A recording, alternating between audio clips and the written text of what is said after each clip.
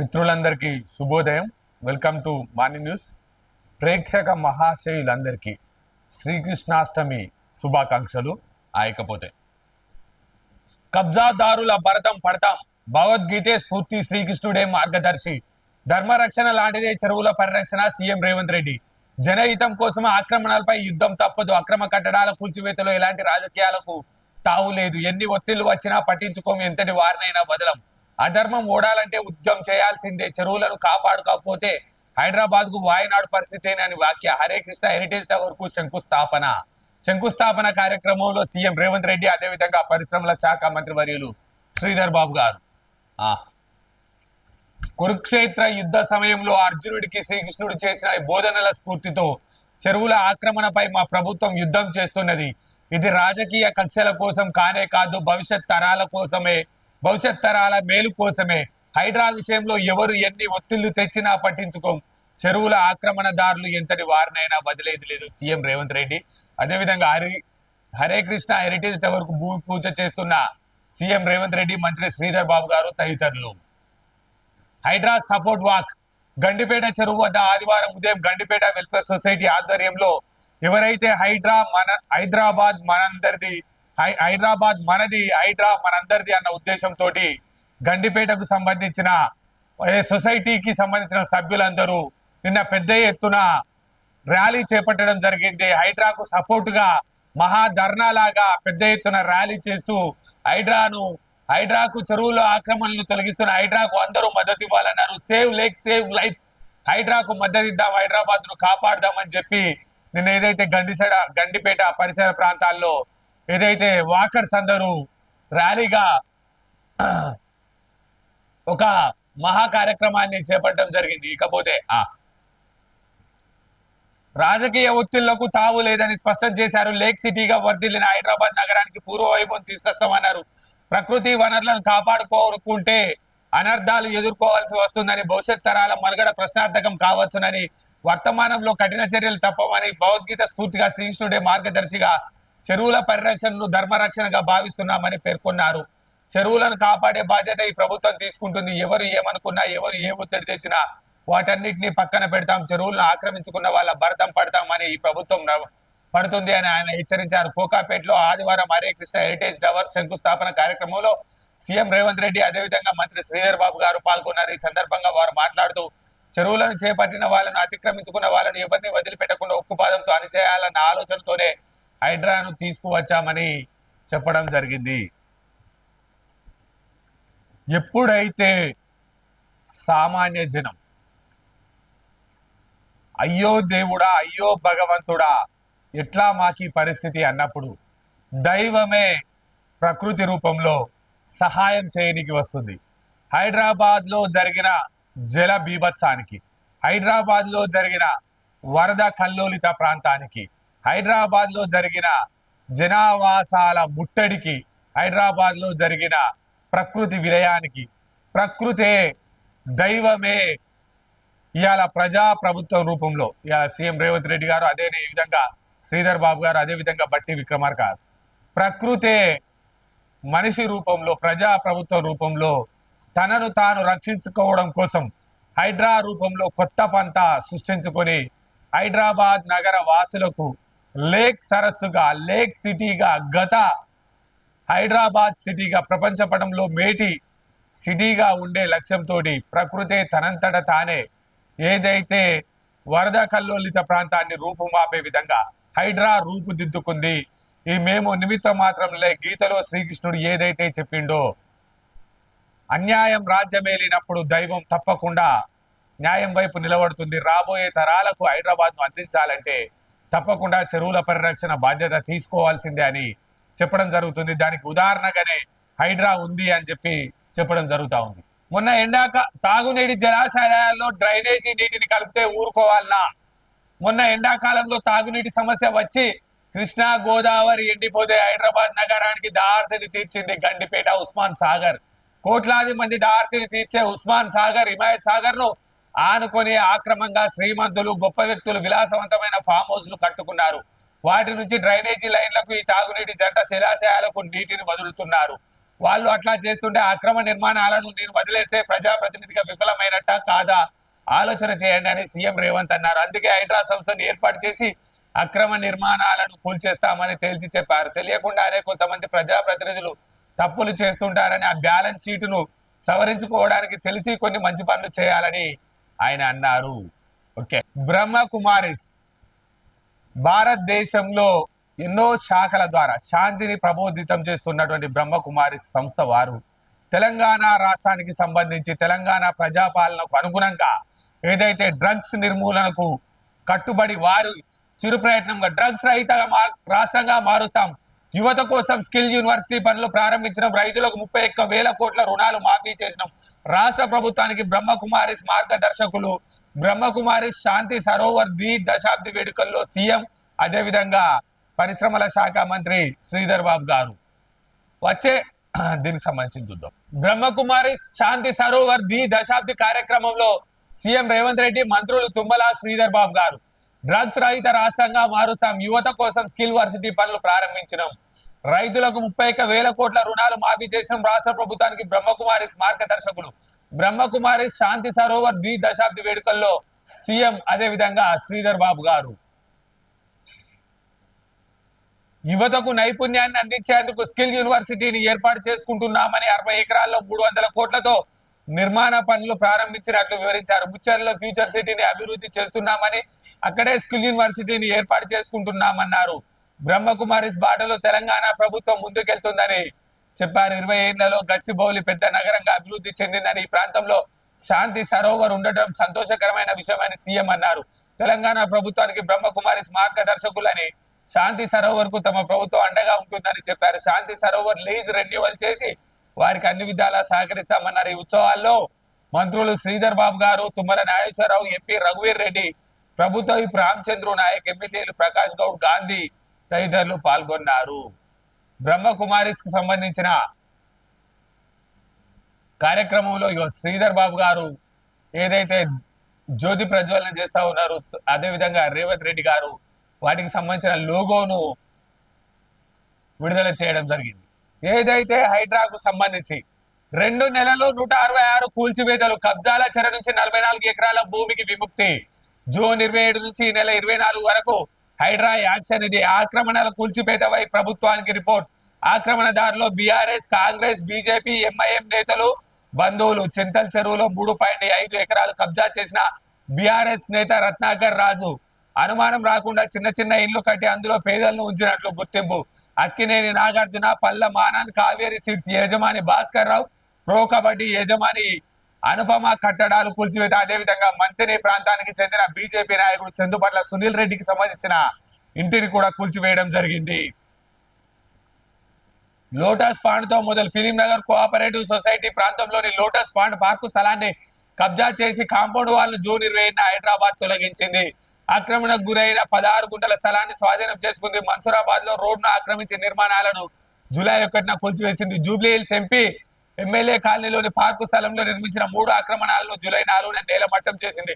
Banjara hills road number 12 లో మిథిలా నగర్ పార్కుకు స్థలాన్ని జరిపి 2 నిర్మాణాలను జూలై 5న హైడ్రా అధికారులు కూల్చివేతలు చేయడం జరిగింది. చిత్రపుది కాలనీలో 225 విల్లాలకు నోటీసులు ఇవ్వడం జరిగింది. వివరణలు ఇవ్వకుంటే కూల్చివేతలు తప్పవని హైడ్రా చెప్పడం జరుగుతా ఉంది.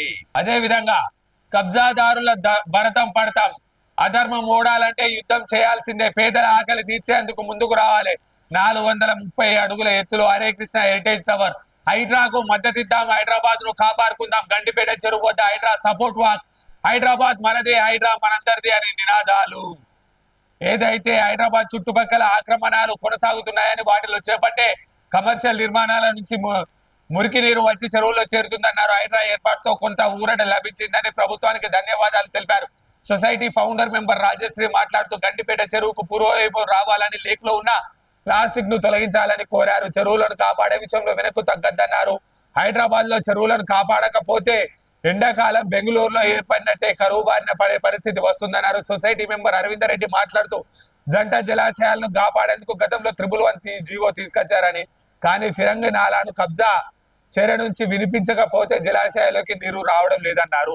ఈ ఫిరంగి నాలాను కబ్జా చేసి 111లో జన్వాడ ఫామ్ హౌస్ కట్టింది అప్పటి పురపాలక శాఖ మంత్రి కేటీ రామారావు గారు. తప్పకుండా దానిపై కూడా యాక్షన్ హైడ్రాది హై స్పీడ్ లో ఉంటుందని మనం చెప్పడం జరుగుతూ ఉంది.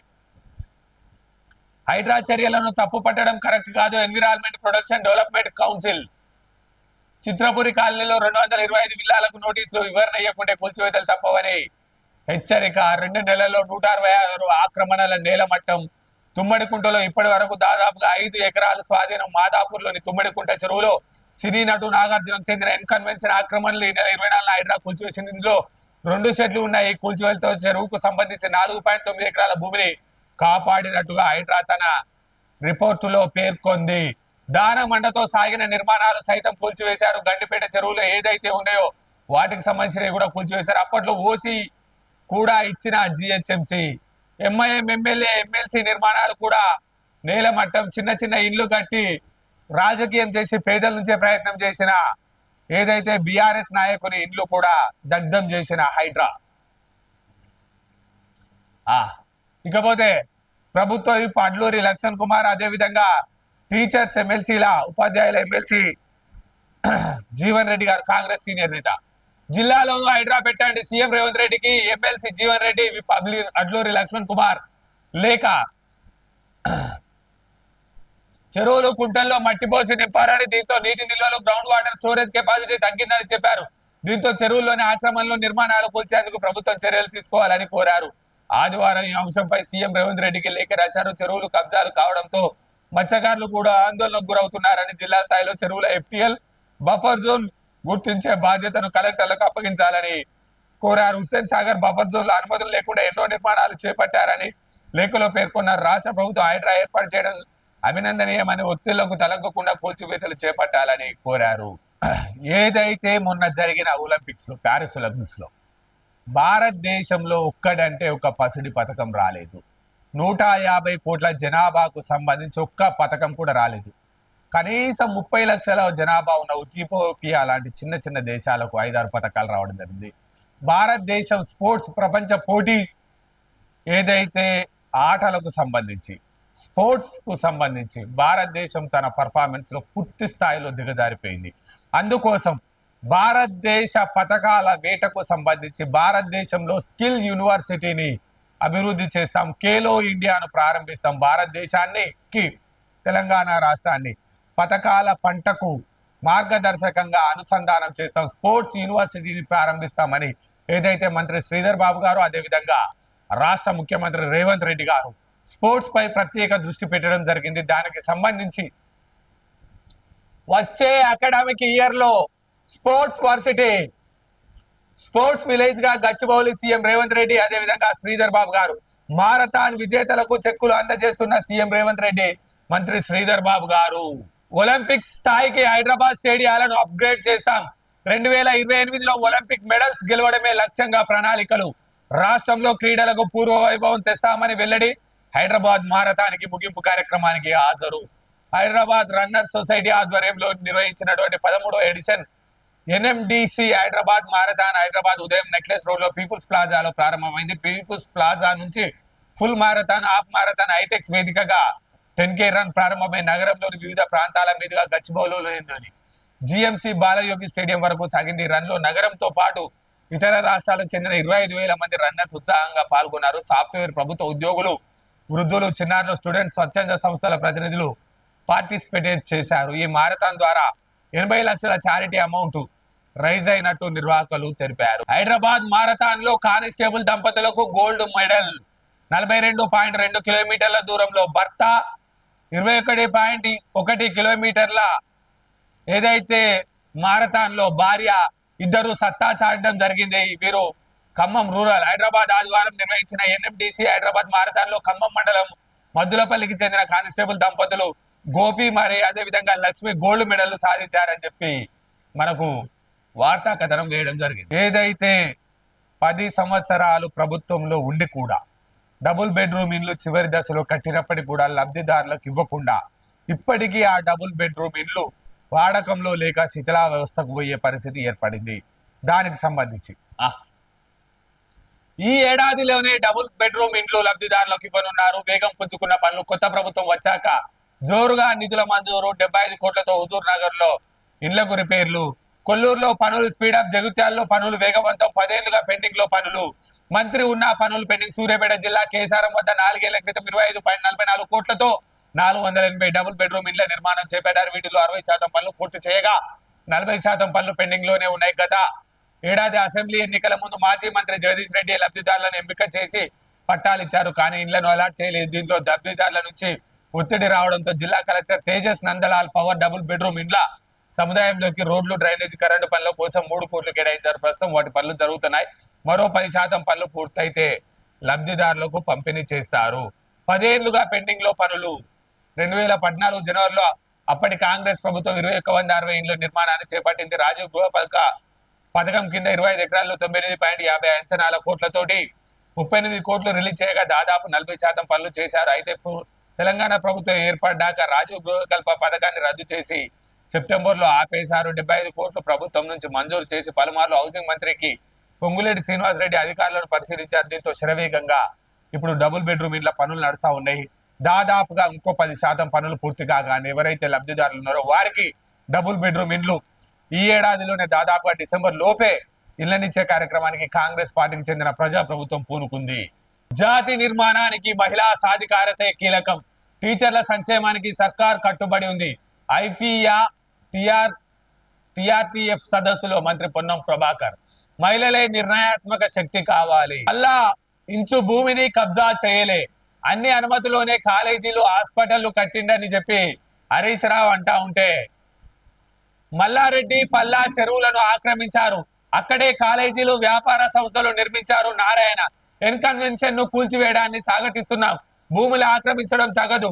హీరో నాగార్జున గాని, మల్లారెడ్డి గాని, పల్లా రాజేశ్వరరావు రెడ్డిలు గాని ఏదైతే చెరువులను ఆక్రమించి ఏదైతే ఇండస్ట్రీ వ్యవస్థను కట్టడం, లేదంటే విద్యా సంస్థలను కట్టడం, ఇలా భూముల కబ్జా కక్కుర్తి ఎందుకని విమర్శ చేయడం జరిగింది. హైడ్రాతో అక్రమ నిర్మాణాలను కూర్చివేయడంలో సీఎం రేవంత్ రెడ్డి పులి మీద స్వారీ చేస్తున్నారని, హైదరాబాద్ నగరంలో ఎంఐఎం ఆక్రమించినన్ని భూములు ఇంకెవరూ ఆక్రమించలేదని ఆయన అన్నారు. ఆ భూములను కూడా ప్రభుత్వం యుద్ధ ప్రాతిపదికన స్వాధీనం చేసుకోవాలని డిమాండ్ చేశారు.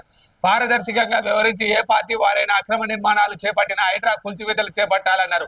పేద మధ్యతరగతి వారు నోటరీ భూముల్లో ఇళ్లు కట్టుకుంటున్నారని, అలాంటి వారికి రెగ్యులర్ చేయాలని, కానీ వారి పొట్టకొట్టద్దని సూచించారు. ఆయనతో పాటు సిపిఐ నేతలు పశ్య పద్మ, పాలమాకుల జంగయ్య, పానుగంటి పర్వతాలు తదితరులు పాల్గొన్నారు.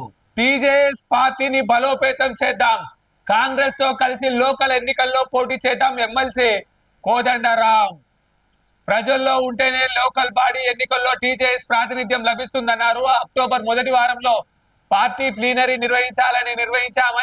నిర్ణయించామని అప్పటి వరకు పార్టీ సభ్యత్వ నమోదు ప్రక్రియ చేపట్టాలని నేతలకు కోదండరాం సూచించారు. ఎన్ వేణుగోపాల్ మాట్లాడుతూ దేశానికి కాపలా కాయాల్సిన వాళ్లే దేశాన్ని అమ్ముతున్నారని మండిపడ్డారు. అదాని కంపెనీల్లో సెబీ చైర్మన్ పాత్రపై సమగ్ర విచారణ జరిపించాలని వేణుగోపాల్ డిమాండ్ చేశారు. అక్రమాలకు సెబీ కేర్ ఆఫ్ అడ్రస్ గా మారిందని ఆరోపించారు.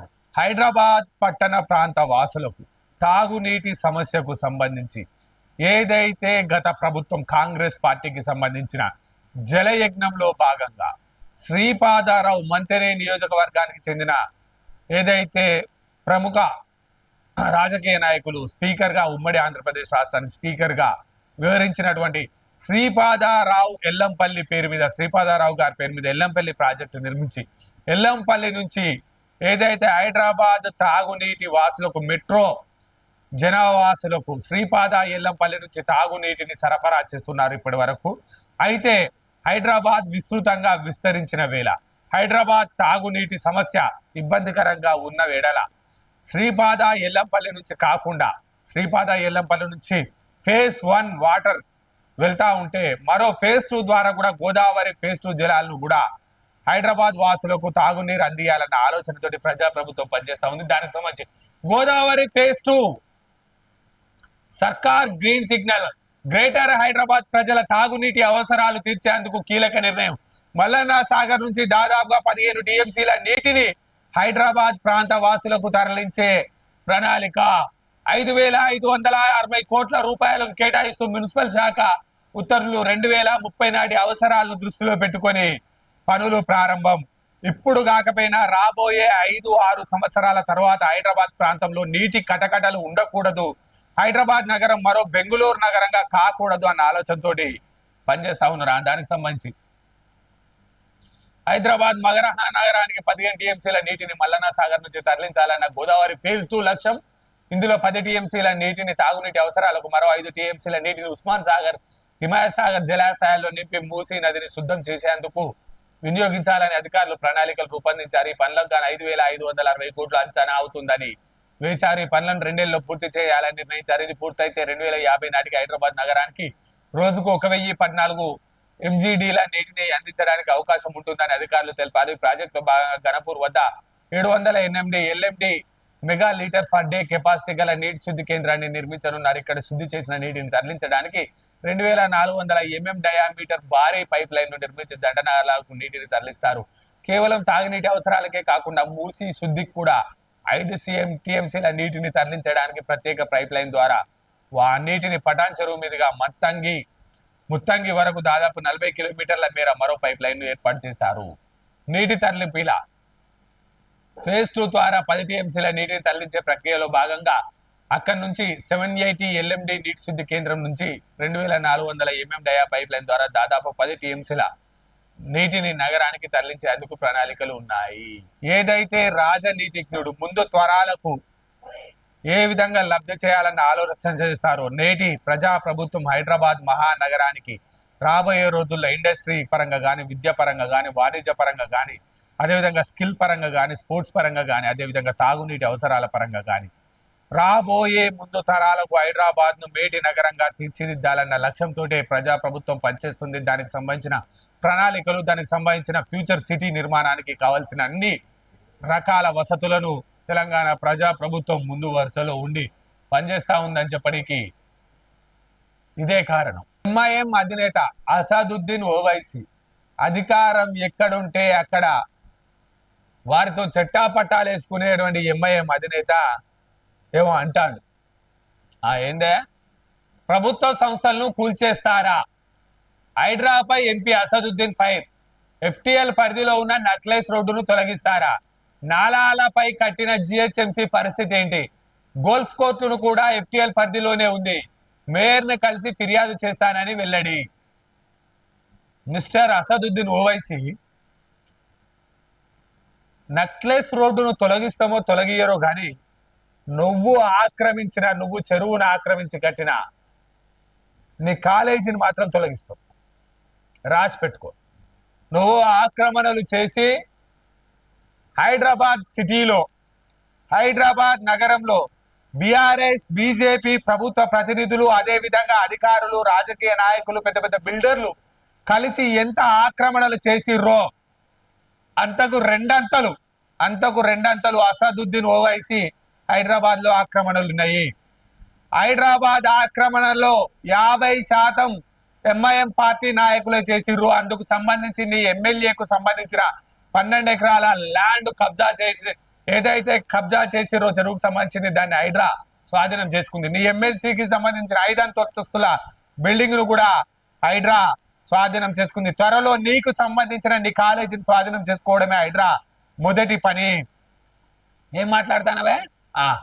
ఎఫ్టిఎల్ పరిధిలో నిర్మించిన ప్రభుత్వ సంస్థలను కూడా హైడ్రా కూల్చేస్తుందని మజ్లిస్ చీఫ్ హైదరాబాద్ ఎంపీ అసదుద్దీన్ ప్రశ్నించారు. నువ్వు ప్రశ్నించేది ఎందుకు అందరికి ఎరికే. ముస్లింలు లేకుండా చేయాలని బీజేపీ చేస్తుంది. నీ ఊస్తం అన్నప్పుడల్లా మళ్ళా ముస్లింలు లేకుండా చేయాలని. నీ ఉనికి ప్రశ్నార్థకమైన ప్రతిసారి అసదుద్దీన్ ఓవైసీ చేసిన తప్పును కప్పిపుచ్చుకోవడం కోసమే ముస్లిం సోదరులను బలిపీఠంపై బలి ఎక్కిస్తా ఉన్నాడు. హైడ్రా కూల్చివేతకు ముస్లిం సోదరులకు సంబంధం ఏంది? ఇప్పటికీ ఉటావుటిన వచ్చి నక్లెస్ రోడ్డును తీసేస్తారా, గోల్ఫ్ కోర్టును తీసేస్తారా, జిహెచ్ఎంసీని పడగొడతారా? నీకెందుకయ్యా? నువ్వు కబ్జా చేసిన ఏదైతే నువ్వు చెరువును కబ్జా చేసి కట్టినవో డిగ్రీ కాలేజ్, నువ్వు కబ్జా చేసి కట్టినవో నీ కాలేజీని బరాబర్ ఆక్యుపై చేస్తుంది హైడ్రా. నీ కాలేజీని కబ్జా చేస్తామనుతోటే ముస్లింలను హైదరాబాద్ లో లేకుండా చేస్తారా? ముస్లింలపై దాడులు చేస్తారా? నక్లెస్ రేటు తీసేస్తారా? జిహెచ్ఎంసీని కూలగొడతారా? ఏంటిదే నీ పంచాయతీ? All India Personal Law Board ప్రతినిధులతో కలిసి ఏపీ సీఎం చంద్రబాబును బీఆర్ సీఎం చిరాగ్ పాస్వాన్ ను కలిసి వక్ బిల్లుపై తమ వాదనలు వినిపిస్తామని చెప్పారు. మోదీ ప్రభుత్వం సెక్షన్ 40లో అబ్యూస్ అయితే అలాంటి వాటి ఉదాహరణలు చెప్పాలని డిమాండ్ చేశారు. ఆర్టికల్ 2526 ఉల్లంఘన జరుగుతుందని భవిష్యత్తులో పబ్లిక్ మీటింగ్లు పెట్టి ప్రతిపక్ష నేతలను కలిసి ఉద్యమిస్తామని అసదుద్దీన్ వెల్లడించారు. ఈయన ఎక్కడ కాంగ్రెస్ పార్టీ ప్రతిపక్షాలను కలిసి అర్హత ఉందా ఈయనకు? ప్రతిపక్ష పార్టీలను నిర్వీర్యం చేసి బీజేపీకి బి టీమ్ గా ఉన్నదే ఎంఐఎం పార్టీ. ఎక్కడ కాంగ్రెస్ పార్టీ బలమైన అభ్యర్థిని పెడితే అక్కడ కాంగ్రెస్ పార్టీకి సంబంధించి బలమైన అభ్యర్థి ఓట్లు చీల్చడం కోసం ముస్లిం క్యాండిడేట్ ను రంగంలోకి దింపినటువంటి చిల్లర రాజకీయం చేస్తాడు ఎంఐఎం అధినేత అసదుద్దీన్ ఓవైసీ. ఎంఐఎం అధినేత బీజేపీ పార్టీకి బి టీమ్ గా పనిచేస్తూ వెనుక కౌగిలించుకొని ముందర మాత్రం నువ్వెంత అని చిటపటలాడుతూ ఏ ప్రభుత్వం సర్కార్లో ఉంటే ఆ ప్రభుత్వానికి అంటగాగి ప్రధాన ప్రతిపక్షంగా ఉన్న కాంగ్రెస్ పార్టీని విచ్ఛిన్నం చేసే కుట్రలో భాగంగానే అసదుద్దీన్ ఓవైసీ, అక్బరుద్దీన్ ఓవైసీల పాత్ర ఉంటుందని, వీరి మాటలు ముస్లిం సోదరులు నమ్మద్దని, వీరి ఉనికికి ప్రమాదం వచ్చినప్పుడు మాత్రమే ముస్లిం గురించి మాట్లాడతారని ఆలోచన చేయాల్సిందిగా మన న్యూస్ ఛానల్ ద్వారా చెప్పడం జరుగుతూ ఉంది. ఏదైతే స్పోర్ట్స్ ఇండియాగా తెలంగాణ రాష్ట్రాన్ని చేస్తామని చెప్పారమో దానికి సంబంధించి జితేందర్ రెడ్డి చెప్తా ఉన్నాడు. విలేజ్ లెవెల్ నుంచే సీఎం కప్ పోటీలు, బడ్జెట్ లో 364 కోట్లు కేటాయింపు ఢిల్లీలో రాష్ట్ర ప్రభుత్వ ప్రతినిధి ఏపీ జితేందర్ రెడ్డి. గ్రామ స్థాయి నుంచి సీఎం కప్ పోటీలను నిర్వహిస్తామని ఢిల్లీలో మా రాష్ట్ర ప్రభుత్వ ప్రతినిధి జితేందర్ రెడ్డి తెలిపారు. అండర్-16 బాస్కెట్బాల్ ఛాంపియన్షిప్ పోటీలను పాలమూరు ఎమ్మెల్యే ఏనం శ్రీనివాస్ రెడ్డితో కలిసి ప్రారంభించారు. క్రీడా జాతీయ పథకాన్ని ఆవిష్కరించారు. ఈ సందర్భంగా ఆయన మాట్లాడుతూ గత ప్రభుత్వం క్రీడలను నిర్లక్ష్యం చేసిందని, ఫుట్బాల్ క్రీడాకారుడైన సీఎం రేవంత్ రెడ్డి నేతృత్వంలో క్రీడా అభివృద్ధికి చర్యలు తీసుకుంటున్నామని తెలిపారు. గతంలో ఎన్నడూ లేని విధంగా బడ్జెట్ లో క్రీడల కోసం 364 కోట్స్ కేటాయించామని, రాష్ట్రంలో స్పోర్ట్స్ యూనివర్సిటీ ఏర్పాటుకు ప్రయత్నిస్తామన్న, ప్రతి పార్లమెంట్ నియోజకవర్గ పరిధిలో ఒక స్పోర్ట్స్ స్కూల్ ఏర్పాటు చేయాలని సీఎం నిర్ణయించినట్టు తెలిపారు. గ్రామీణ స్థాయిలో క్రీడాకారుల ప్రతిభను గుర్తించేందుకు సీఎం కప్ పోటీలు నిర్వహిస్తున్నట్లు తెలిపారు. రాష్ట్ర minority finance corporation chairman Obedullah, Kotwal municipal chairman Anand Goud, DYSO S Srinivas, basketball association రాష్ట్ర ప్రధాన కార్యదర్శి నోమన్ ఐజాక్, జిల్లా అధ్యక్ష కార్యదర్శులు మక్సూద్ బిన్ అహ్మద్, జాకిర్, నసూరుల్లా, హైదరాబాద్ పాల్గొన్నారు.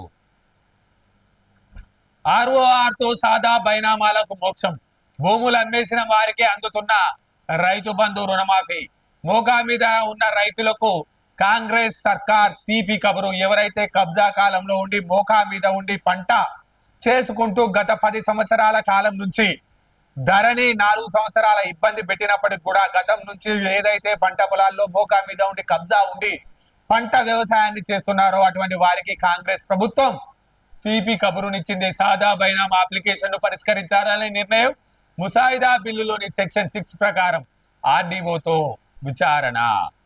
ఆర్ఓఆర్ తో గ్రీన్ సిగ్నల్, 9.2 లక్షల దరఖాస్తులు పెండింగ్ గా ఉన్నాయి. 11.19 లక్షల దరఖాస్తులు రాగా 6.15 లక్షల దరఖాస్తులను పరిష్కరించినట్టుగా చెప్తా ఉన్నారు. ఏండ్లుగా మోకా మీద ఉన్న సాదా బైనామా రైతులకు పర్మనెంట్ పట్టాకు మోక్షం కలలేదు. 1948 నుంచి 70 వరకు సాదా బైనామాలను తహసీల్దారులు క్రమబద్ధీకరించేవారు. అనంతరం అప్పటి సర్కార్ 1971 చట్టాన్ని అమల్లోకి తెచ్చింది. దీంతో చట్టంలో తీసుకొచ్చిన నిబంధనలు తెల్ల కాగితాలపై రాసుకున్న ఒప్పందాలు, లావాదేవీలు నిలిచిపోయాయి. భూమి కొనుగోలు చేసినప్పుడు రిజిస్ట్రేషన్ డాక్యుమెంట్లు ఉండాలనే నిబంధనతో సాదా బైనామాలకు బ్రేక్ పడింది. కాగా 1989 చట్ట సవరణ చేసి మళ్లీ తహసీల్దారులకు క్రమబద్ధీకరణ అధికారం కల్పించారు. 89, 2000, 2016, 2022 4 సార్లు సాదా బైనామా క్రమబద్ధీకరణ కోసం దరఖాస్తులు స్వీకరించారు. అయితే 2020 కొత్త రెవెన్యూ చట్టం వచ్చిన తర్వాత తహసీల్దార్లకు మరోసారి క్రమబద్ధీకరణ చేసే అవకాశం లేకుండా పోయింది. ధరణి వచ్చిన తర్వాత డిజిటల్ కార్డులనే రెవెన్యూ కార్డులుగా చూస్తున్నారు. దీంతో సాదా బైనామా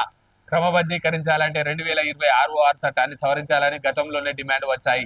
ఈ నేపథ్యంలో కాంగ్రెస్ ప్రభుత్వం 2020-24 ఆర్ఓఆర్ చట్టంలో సాదా బైనామా దరఖాస్తులను క్రమబద్ధీకరించాలని నిర్ణయించడంతో 4 ఏళ్ల తర్వాత వాటికి మోక్షం కలగనున్నది.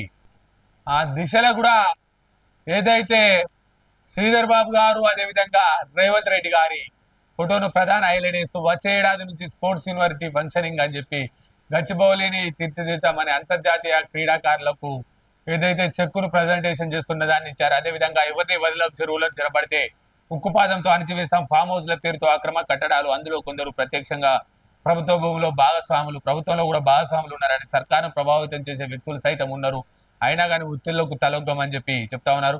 గులాబీ లీడర్లలో గుబలు, నోటీసులతో నిద్రలేని రాత్రులు, ఇప్పటికే కోర్టు ఎక్కిన జన్వాడ, ఆంధ్రాగ్ యూనివర్సిటీలు, ఇరిగేషన్ శాఖ కదలికలపై స్పెషల్ నజర్. మీరు ఎన్ని నజర్లు వేసినా నేను చెప్తా ఉన్నగా, అనురాగ్ యూనివర్సిటీని అదేవిధంగా జన్వాడ ఫామ్ హౌస్ని కూల్చకపోతే హైడ్రాను పెట్టి వ్యర్థం. హైడ్రా ఇప్పటి వరకు జనాల మేలు కూరింది, జనాల మధ్య మంచి ఉద్దేశంతో సగటు మనిషిని న్యాయం వైపు నడిపిస్తుంది అన్న ఆలోచన చేసింది. ఎప్పుడైతే మీరు కేటీఆర్ కు సంబంధించిన జన్వాడ ఫామ్, అదేవిధంగా పల్లా రాజేశ్వరరావుకు సంబంధించిన అనురాగ్ యూనివర్సిటీ, అదేవిధంగా మల్లారెడ్డి యూనివర్సిటీల మీద కనుక చర్యలు తీసుకోకపోతే హైడ్రా పెట్టి వృధా. హైడ్రా చేయాల్సిన ప్రతి పని వీటి కూల్చడమే. సీనియారిటీ కాదు, ప్రజాదరణ అవసరం. యువరక్తంతో తెలంగాణలో ముందుకు, రాష్ట్రంలో పార్టీ కమిటీలన్నీ రద్దు, త్వరలోనే ఆన్లైన్ సభ్యత్వ నమోదు, ఆ తర్వాత కొత్త కమిటీలు ఏర్పాటు, నేతల పనితీరుపై పట్టి వదలు. ఎందుకు సార్ మా తెలంగాణ వదిలిపెట్టరాదు? తెలంగాణ ఇప్పుడు ప్రజాప్రభుత్వంలో అత్యంత సంతోషంగా ఉంది. మళ్ళీ మీరు లేనిపోని పంచాయతీ ఎందుకు పెడతారు? మీరు ఆంధ్రప్రదేశ్లో ఇప్పుడు తెలంగాణకు మీకు మాకు 10 సంవత్సరాల ఉమ్మడి ఆ రాష్ట్ర ఉమ్మడి రాష్ట్రంగా ఉండే హైదరాబాద్, దాన్ని కూడా వదిలేసినాం, అయిపోయింది. ఎందుకు సారిక మమ్మల్ని వదిలేయండి, మీ పని మీరు చేసుకోరి. తెలంగాణ కాంగ్రెస్ పార్టీ చేతిలో అత్యంత సుందరంగా, అత్యంత భవిష్యత్తులో ముందుకెళ్లే అవకాశంతో ఉన్నది. మీరు వచ్చి లేని పెంట పెట్టకండి. తెలంగాణ బీజేపీలో ఏం జరుగుతుంది? బీజేపీలో కొమ్ములాటలు, 3 ముక్కలాటల పంచాయతీ, అధికార దర్పంతో ఎవరికి వారే యమునా తీరే అనే విధంగా అన్నచందంగా నడుస్తుంది. దేశంలో బీజేపీ పార్టీ అధికారంలో ఉన్నా కానీ తెలంగాణ రాష్ట్రానికి పెద్ద గాడిద గుడ్డు తీసుకొచ్చింది, గుండు సున్నా తెచ్చింది అని ఆల్రెడీ ప్రతిపక్ష పార్టీలు విమర్శిస్తున్నప్పటికి కూడా తెలంగాణలో బీజేపీ ఎవరికి వారే యమునా తీరే అన్న విధంగా నడుస్తా ఉన్నది. ఓ పక్క ఎమ్మెల్యేలకు సంబంధించి బీజేఎల్పీ లీడర్ గా ఉన్న మహేశ్వర్ రెడ్డి మరో పక్క, అదేవిధంగా అరవింద్ ఓ పక్క, బీజేపీ రాష్ట్ర అధ్యక్ష పదవి కోసం ఈటల రాజేందర్ ఓ పక్క, అదేవిధంగా బండి సంజయ్ మరో పక్క, కేంద్ర మంత్రి కిషన్ రెడ్డి తెలంగాణ బీఆర్ఎస్ పార్టీకి తొత్తుగా మరో పక్క, బీజేపీలో పేటరేగిపోతున్న వ్యక్తిగత స్వేచ్ఛ భావాజాలం. బీజేపీలో ప్రెస్ మీట్ పెట్టాలంటే మీడియా పాయింట్ ఇన్ఛార్జికి తప్పకుండా సమాచారం ఇచ్చి దాన్ని ఏ దేని మీద ప్రెస్ మీట్ పెడతారో చెప్పాలన్న ఆంక్షలు కూడా ఉన్నాయి. మునిపెన్నడు కని విని ఎరగని, ఇంతవరకు గతంలో లేని బీజేపీని తెలంగాణ రాష్ట్రంలో చవి చూడాల్సి వస్తుంది. బీజేపీ పార్టీ ఎవరికి వారే యమునా తీరే అన్నట్టుగా కుక్కలు చింపిన విస్తారి మాదిరిగా బీజేపీ పార్టీ చెలామణి సాగుతా ఉంది. దానికి సంబంధించి బీజేపీలో ప్రెస్ మీట్లపై ఆంక్షలు, పార్టీ అనుమతులు తప్పనిసరి అనే ఆదేశాలు, సబ్జెక్ట్ ముందుగానే చెప్పాలని నిబంధన. అందుకే పలువురు ఎమ్మెల్యేలు, ఎంపీల వెనకడుగు, స్టేట్ ఆఫీస్ కు వచ్చేందుకు సైతం విముఖత. ఆయా సెగ్మెంట్లలో ప్రెస్ మీట్లు, మీడియా ఇన్ఛార్జికి సబ్జెక్ట్ వివరించాలి. కీలక సమావేశాలకు ఎమ్మెల్యేలు, ఎంపీలు డుమ్మా. గతంలో ఎమ్మెల్యేగా ఉండి ప్రస్తుతం ఎంపీగా గెలిచిన నేత ప్రెస్ మీట్ అంశంలో ఎప్పుడు ఇలాంటి ఇబ్బందులు ఎదుర్కొన్నట్టు చెప్పారు. ఇప్పుడు కూడా అదే పరిస్థితి ఉందని చెబుతున్నారు. రాష్ట్ర నాయకత్వం తీసుకున్న పలు నిర్ణయాలతో కీలక సమావేశాలకు కూడా ఎమ్మెల్యేలు, ఎంపీలు డుమ్మా కొట్టాల్సిన పరిస్థితి ఏర్పడిందని చెప్పుకుంటున్నారు. ఇవాళ రాష్ట్ర పదాధికారుల సమావేశానికి సైతం ఒకే ఒక ఎమ్మెల్యే మినహా మరెవరు హాజరు కాలేదు. సెగ్మెంట్ లో పెండింగ్ పనులు ఉన్నాయని పలువురు ఎమ్మెల్యేలు స్కిప్ చేశారు. అయితే పార్టీ రాష్ట్ర ఆఫీస్ కు కూతవేటు దూరంలో ఉన్న గోచామహల్ ఎమ్మెల్యే రాజా సింగ్ కూడా హాజరు కాకపోవడానికి ఇది కారణంగా చెబుతున్నారు. ఇలాంటి ఘటనలు ఇంకా పునరావృతం అవుతూనే ఉన్నాయి. మరి బీజేపీ రాష్ట్ర నాయకత్వం ఇలాంటి ఇబ్బందులకు చెక్ పెట్టి ఎమ్మెల్యేలను, ఎంపీలందరినీ సమన్వయం చేసుకుంటూ ముందుకు వెళ్తుందా లేక లైట్ తీసుకుంటుందా అనేది చూడాలి. ట్రాన్స్కో జెన్కోల్లో ప్రమోషన్ల జాతర, ఉత్తర్వులు జారీ చేసిన సిఎండ్ఎండీలు. సీజీఎం గా నాగరాజుకు ప్రమోషన్, పదోన్నతులతో పాటు పలువురికి స్థానచలనం. గడిచిన బీఆర్ఎస్ 10 సంవత్సరాల విధ్వంసంలో ట్రాన్స్కో గాని, జెన్కో గాని ఏదైతే రిటైర్డ్ అయిన అధికారులతో నింపి ఏదైతే వారికి అనుసంధానంగా డిస్కంలను సత్రాలు చేసి దాదాపుగా 80,000 కోట్ల రూపాయల నష్టానికి దారితీసిన విద్యుత్ సంస్థల్లో నేడు చిగురించిన ఆశలు కనిపిస్తా ఉన్నాయి. వారికి సంబంధించి ప్రమోషన్ల జాతర నడుస్తా ఉన్నది.